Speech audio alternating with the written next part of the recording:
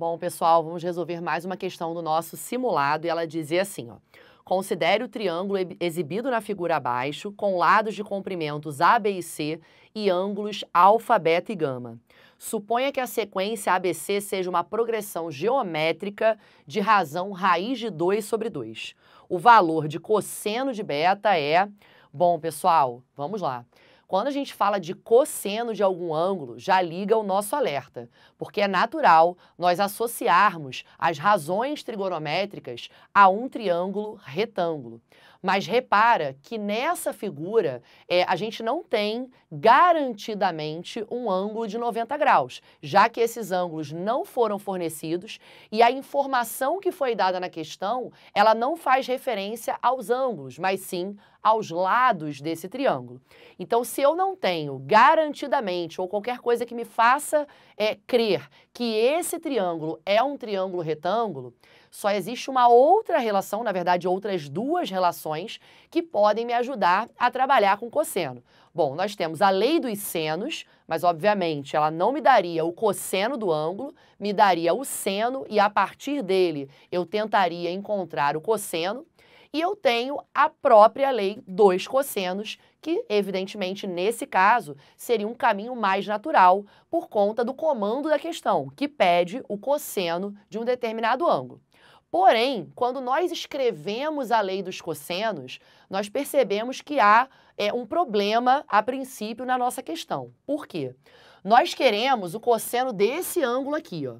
E lembra que para finalizar com o cosseno de beta, eu tenho que começar a fórmula com o lado oposto a esse ângulo, que é o lado que nós chamamos de Bzinho.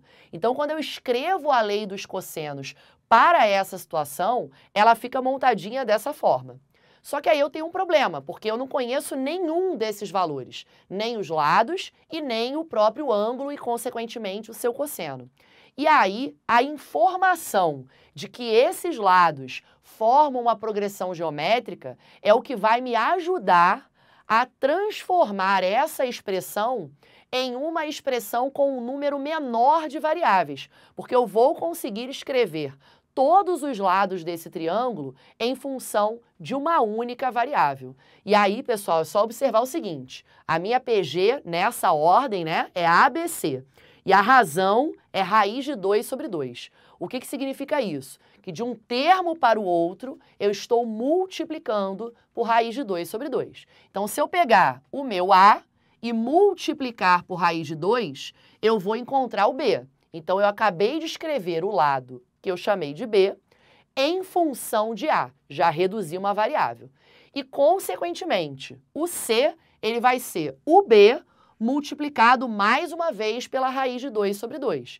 E aí, quando eu organizo isso, ó, eu descubro que o C é A sobre 2. Pronto, eu já posso reescrever a expressão da lei dos cossenos em função de uma única letra ou de um único lado desse triângulo, que é o lado que nós chamamos de A.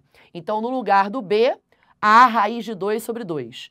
No lugar do C, A sobre 2. No lugar do C, A sobre 2. E aí, repara que eu só tenho o A e o cosseno de beta, que é a pergunta da questão.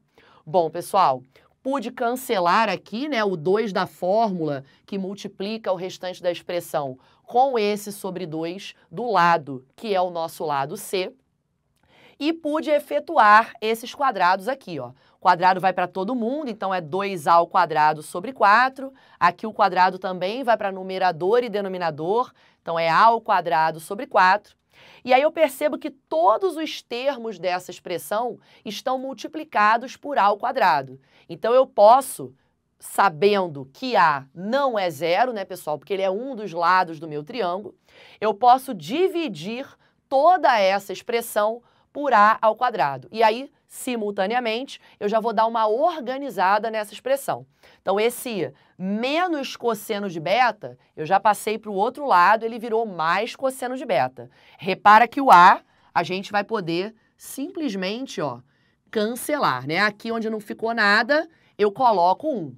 Então, do outro lado ficou 1 mais 1/4, que é dessa fração aqui, e esses 2/4 que estavam aqui vão passar para o outro lado Nesse caso agora, subtraindo. Eu poderia até ter simplificado essa fração, mas não há necessidade. E agora eu só vou tirar o MMC do lado de cá. Repara que o MMC é 4, esse aqui eu coloco sobre 1, que não tem denominador. Então aqui eu vou multiplicar por 4, por 1 e por 1. 4 vezes 1 dá 4, 4 mais 1 dá 5, 5 menos 2 dá 3. Pronto, então acabei de descobrir que o cosseno de beta vale 3/4. Está resolvida a nossa questão e o gabarito, portanto, é a letra A.